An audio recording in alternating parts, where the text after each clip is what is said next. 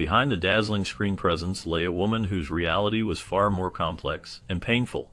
Early success hinted at a bright future, yet the relentless pressures of the film world soon chipped away at her spirit. By her third decade, loneliness had crept in, financial hardships mounted, and health struggles became a daily battle. Though her beauty and skill were undeniable, the industry's shifting tides left her sidelined, her talents overshadowed by changing tastes and ruthless competition. Love and heartbreak marked her journey, weaving a tale of resilience amid the unforgiving glare of fame. Her life reveals the fragile line between stardom and obscurity, where dreams can quickly unravel into hardship and sorrow. Born Anna Maria Pier Angeli in 1932 in Cagliari, Sardinia, Italy, Pier Angeli grew up in a household that fostered artistic ambition. She had a twin sister, Marisa, who would also pursue a career in acting, though Pier would be the one to find international fame. Encouraged by her mother, who dreamed of her daughters achieving stardom, Pier was introduced to the world of cinema at a young age. Her journey into acting began at 16 when she was discovered by director Leonid Moghi while studying arts in Rome. Her delicate, ethereal beauty and undeniable screen presence immediately caught his attention. Moghi cast her in the 1949 Italian film Tomorrow Is Too Late, a post-war drama that dealt with the sensitive topic of adolescent love and responsibility. Her performance was met with critical acclaim, earning her the prestigious Italian Best Actress award. This early recognition not only solidified her place in the Italian film industry, but also put her on the radar of major Hollywood studios. It wasn't long before MGM, impressed by her fresh, innocent appearance and dramatic range, offered her a contract. With the backing of one of Hollywood's most powerful studios, Angeli moved to the United States, marking the beginning of what seemed to be a promising international career. Upon arriving in Hollywood, Angeli was presented with an image crafted by MGM that highlighted her delicate European charm and natural vulnerability. She was promoted as the next great foreign discovery, seen as a successor to stars like Ingrid Bergman. Her breakthrough came in 1951 with the film Teresa, where she played the sensitive and gentle Italian war bride opposite John Erickson. Directed by Fred Zinnemann, the movie was a critical success and demonstrated Angeli's skill in expressing deep emotion with subtlety and grace. This role earned her the Golden Globe Award for Most Promising Newcomer, marking her as a rising star. MGM had high hopes for her future, and many in the industry believed she was on track to become one of Hollywood's leading actresses. However, despite this promising start, Angeli soon found herself typecast in fragile, ingenue roles. She was repeatedly cast as the shy, gentle, and vulnerable young woman. While this image initially helped her career, it also limited the variety of roles offered to her, restricting her ability to fully display her range as an actress. In 1952, Pier Angeli stepped into a more serious and complex role in The Devil Makes Three, sharing the screen with the well-known Gene Kelly. This movie was a thriller set after World War II, telling the story of an American officer, played by Kelly, who returns to Germany and discovers a secret group of neo-Nazis. Angeli played a young woman trying to survive amidst the destruction and hardship of post-war Germany. Her character had to show many feelings at once: strength, pain, and a glimmer of hope. Working alongside a famous star like Kelly was both exciting and challenging for her.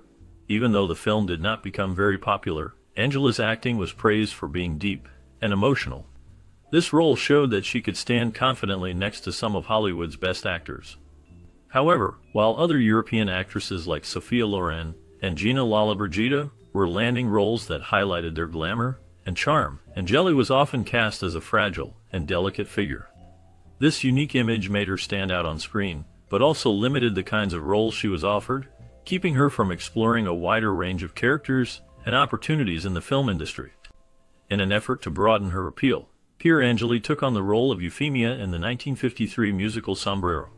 The film was a colorful production set in Mexico, featuring an ensemble cast that included Ricardo Montalban, Vittorio Gassman, and Yvonne De Carlo. It wove together three distinct love stories, mixing elements of romance, comedy, and drama. Angeli's character, Euphemia, was a dutiful and obedient young woman raised in a strict household, caught between her love interests and family duties. Although the movie was visually stunning and showcased her ability to adapt to a musical format, it did little to boost her career. Unlike some of her contemporaries, such as Audrey Hepburn, who smoothly moved between dramatic roles and light-hearted musicals, Angeli found it difficult to escape the narrow roles Hollywood assigned to her. Despite proving she could work in different genres, she was seldom given chances to play more dynamic or varied parts. While other actresses of her time rose to great fame and stardom, Angeli increasingly found herself sidelined by an industry that viewed her more as a type than as a fully developed actress. In the story of Three Loves, Pier Angeli delivered one of the most heart-wrenching performances of her career by playing Nina, a widow devastated by the loss of her husband in a Nazi concentration camp. Her portrayal captured the deep sorrow and despair of a woman crushed by grief, teetering on the edge of giving up on life altogether. The pain she conveyed was so raw and real that it moved audiences profoundly. Just when Nina is about to end her suffering, a former artist, played by Kirk Douglas, appears and saves her from the brink of suicide. This moment marks the beginning of a powerful journey, where Douglas' character helps Nina find hope again through art and companionship. Angeli's subtle, yet intense acting made this segment stand out in the anthology film, showing her ability to express both overwhelming sadness and the fragile strength needed to heal. Her performance touched viewers and critics alike, becoming one of the most memorable and emotional parts of the movie. In 1954, Angeli starred in The Silver Chalice, a biblical epic that paired her with a young Paul Newman in his first ever film role. She played Deborah, a compassionate and devoted woman whose unwavering faith and kindness were central to the story. The film, which attempted to capitalize on the success of previous sword and sandal epics, was met with mixed reviews. Some critics praised its ambitious production and grandiose visuals, while others found the film lacking in depth. Newman himself later expressed regret over his performance, even going as far as to take out an ad apologizing for his involvement in the film. However, despite the film's lukewarm reception, Angeli's performance was widely appreciated.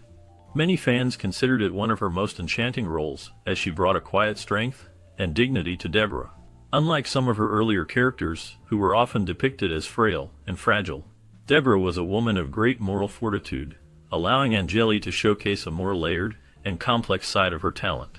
While The Silver Chalice may not have been a defining moment in her career, it remained a notable entry in her filmography, particularly for audiences who admired historical dramas. During the height of her career, Pier Angeli's personal life captured as much attention as her roles on screen. In 1954, she entered a romantic relationship with James Dean, a rising star who would soon become an icon of Hollywood. Their affair was intense and passionate, drawing the eyes of many as a story filled with both hope and potential pain. Angeli embodied a gentle European grace and quiet charm, contrasting sharply with Dean's rebellious and brooding nature. Despite these differences, their connection was powerful and undeniable, sparking a romance that seemed destined to either endure forever or end in heartbreak. However, their love faced serious challenges, especially from Angeli's mother, who disapproved strongly of Dean.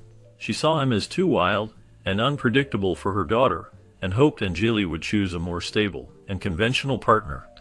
This pressure put Angeli in a difficult position, torn between the love she felt for Dean and the expectations imposed by her family. Though their love was strong, the difficulties they faced made it impossible to stay together. Dean was focused on his career and hesitant to commit, while Angeli yearned for a steady, dependable relationship. Feeling alone and unsettled, she found comfort in the company of singer Vic Damone, whose polished and respectable demeanor won her family's approval. Unlike Dean, Damone seemed like a safe and reliable partner, a charming and well-mannered crooner with a promising future. It wasn't long before Angeli chose to move forward with Damone, becoming engaged to him within a few months. This decision left Dean deeply heartbroken. Though he rarely spoke about it, those who knew him well believed losing Angeli was one of the most painful experiences of his life. Some even thought that her leaving him played a part in the sadness and loneliness that followed him in his later years. In 1954, Pier Angeli and Vic Damone were united in marriage during a lavish ceremony held in Beverly Hills, an event that dazzled Hollywood's elite with its abundance of flowers and music. The guest list was filled with stars from the film industry, making the wedding a grand and glamorous affair. However, beneath the surface of this sparkling celebration lay a quiet sadness. Outside the church, James Dean, a figure closely connected to Angeli, sat alone on his motorcycle. Wearing his iconic red jacket, Dean watched the ceremony in silence. Some who saw him said he appeared visibly upset, while others believed he observed the scene with a calm, resigned demeanor. This moment of Dean sitting quietly outside became a powerful symbol of a love story that was coming to an end. After the ceremony, Dean started his motorcycle and rode away, never to see Angeli again, marking the final chapter of their relationship. The pain caused by their separation would remain with him for many years.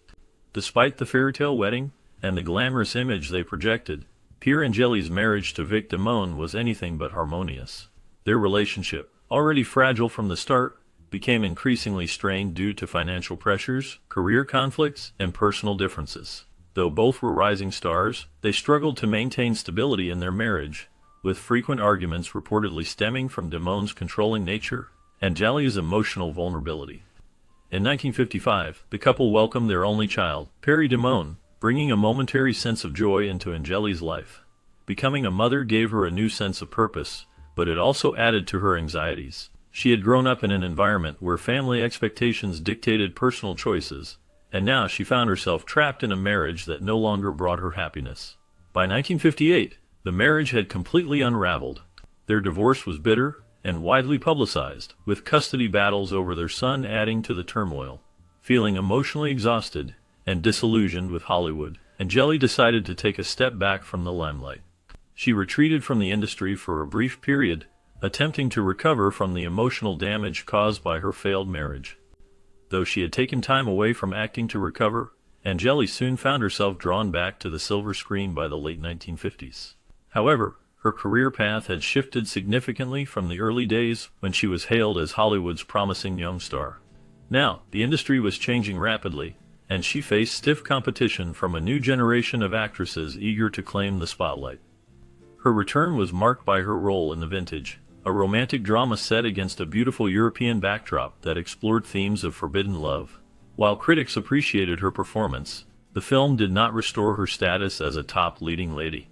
Following this, she appeared in Mary Andrew, a cheerful musical comedy starring Danny Kaye, where she portrayed Selena Collini, a lively and spirited character. These roles allowed her to work again, but contrasted sharply with her personal struggles. Behind the scenes, she wrestled with the pain left by her divorce and the heavy responsibilities of raising a child alone. The Hollywood lights that once seemed so bright and inviting now dimmed, and she felt herself drifting further away from the industry that had once celebrated her. Throughout the early 1960s, Angeli continued working, but the contrast between her on-screen image and her personal reality became painfully clear. She was often cast in romantic and joyous roles, yet in her real life, she was battling loneliness, financial struggles, and an overwhelming sense of loss. Determined to find stability, she remarried in 1962, this time to Italian composer Armando Travaglioli. At first, the union seemed to offer the security she longed for, and when the couple welcomed a son in 1963, Angeli hoped this new chapter would bring lasting happiness. However, much like her first marriage, this one soon became troubled. Travaglioli, though highly respected in his field, was often absent due to his demanding career, leaving Angeli to deal with the pressures of raising a child on her own once again. She had given up much of her Hollywood career to focus on family life in Europe, but the sacrifices she made did not result in the happiness she had hoped for. The marriage became increasingly strained, with both partners growing distant. What began as a hopeful fresh start slowly turned into another painful chapter in her life. As Hollywood moved on without her, Angeli turned to European cinema in an attempt to keep her career alive. Throughout the 1960s, she took on various roles in Italian and British films, though few of them carried the prestige of her earlier Hollywood projects. One of her most well-received films during this time was The Angry Silence, a British drama that tackled themes of labor strikes and moral dilemmas. The film was critically acclaimed, even earning an Academy Award nomination for Best Original Screenplay. Angeli's performance, though understated, was praised for its quiet intensity, proving that she still had the talent that once made her a star. Unfortunately, despite this success, her career failed to regain its former momentum. Most of her other films during this period, such as Sodom and Gomorrah and Battle of the Bulge, did not showcase her full potential. Though she continued to work, she was no longer considered a top-tier actress, and many of the roles she accepted were secondary to her male co-stars. Hollywood had largely forgotten her, and despite her attempts to remain relevant in the European film industry, Angeli found herself increasingly on the outskirts. She was no longer the bright young starlet with endless potential. She was now an aging actress in an industry that had little patience for women past their prime. By 1965, Angeli's second marriage was unraveling under the weight of distance unmet hopes, and emotional exhaustion. This breakup left her not only alone but also in a fragile state. Unlike her first divorce, which occurred while she still had some financial security, this one plunged her into hardship. The film industry had moved past her, and the roles that once came easily were now out of reach. In the early 1970s, she found herself accepting small, unremarkable parts simply to survive. Financial struggles became a heavy burden, and without a steady income, she lived far from the glamorous lifestyle she once enjoyed. The actress who had shone alongside Hollywood's greatest stars was now largely forgotten. The rejection and personal troubles deepened her sadness, leading her into a dark depression. Over time, she withdrew from the world, turning to prescription drugs to dull the pain she felt both inside and out. The bright light that had once made her a beloved star slowly dimmed, leaving a woman who had given so much to the film world, but received very little in return. By the early 1970s, Pier Angeli's once bright career had dimmed significantly. The actress who had been admired for her elegance, and compared to legends like Greta Garbo and Ingrid Bergman, found herself struggling to secure meaningful roles. Hollywood had moved on to new faces and trends, leaving Angeli with few options. Europe offered little in the way of opportunities, forcing her to accept parts that did not match her earlier prestige. Her final film, Octomon in 1971, was a low-budget horror movie that stood in stark contrast to the glamorous films she had starred in during her prime. Directed by Harry Essex, the film featured a half-man, half-octopus creature terrorizing scientists, a far cry from the sophisticated dramas she was known for.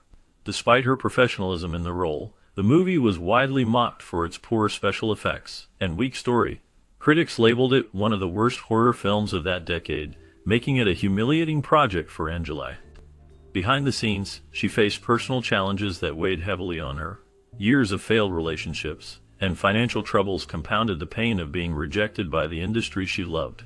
She suffered from deep depression and often felt isolated, spending much of her time reflecting on a past filled with promise and success. Friends who knew her during this period remembered her as lonely and sorrowful, mourning the life and career that had slipped away. Tragedy struck on September 10, 1971, when Pier Angeli was found dead in her Beverly Hills apartment at just 39 years old. The official cause of death was anaphylactic shock, caused by an overdose of barbiturates, a tranquilizer prescribed by her doctor. Whether this was an accident or a deliberate act remains unknown. Some who knew her believed she had been battling suicidal thoughts for years, weighed down by failed marriages, lost love, and a career that had fallen apart before her eyes. Others thought she might have made a tragic error, not realizing how strong the medication could be. Her sudden death shocked the film industry, but the reaction was quiet compared to other Hollywood tragedies. By then, she had mostly disappeared from the spotlight, and many in the industry barely noticed. There was no grand tribute or special remembrance, just a silent goodbye to a star who once shone brightly, but slowly faded into obscurity. Though Pier Angeli never became a household name like some of her contemporaries, her impact on cinema was undeniable. She left behind a filmography of 30 movies, many of which showcased her delicate beauty, remarkable emotional depth, and soft-spoken charm. She was an actress of immense talent, but her potential was never fully realized. Typecasting had limited her opportunities, and when Hollywood moved on from her ingenue image, it failed to offer her the complex, mature roles that might have revitalized her career. Instead, she became another casualty of an industry that often discarded its brightest stars once their youth and novelty had faded. Yet, for those who remember her work, Angeli's presence on screen remains unforgettable. She had a natural, understated acting style. Her performances never felt forced or theatrical.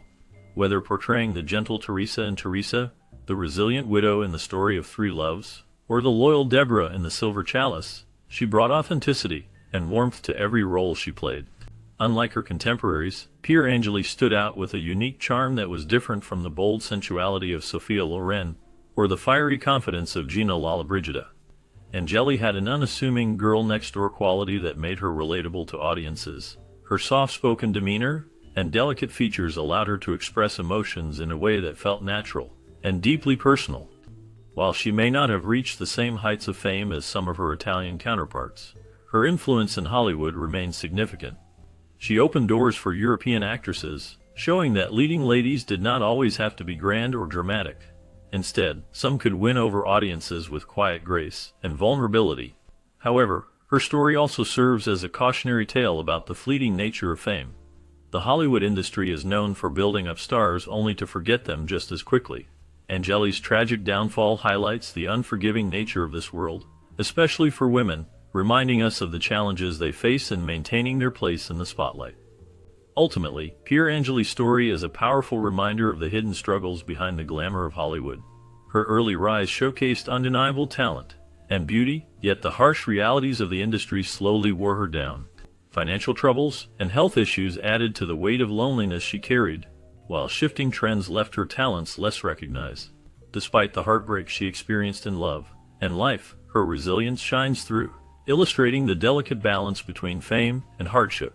Her life invites us to look beyond the surface of stardom and understand the personal battles that many face in silence, offering a poignant glimpse into the cost of chasing dreams under the relentless spotlight of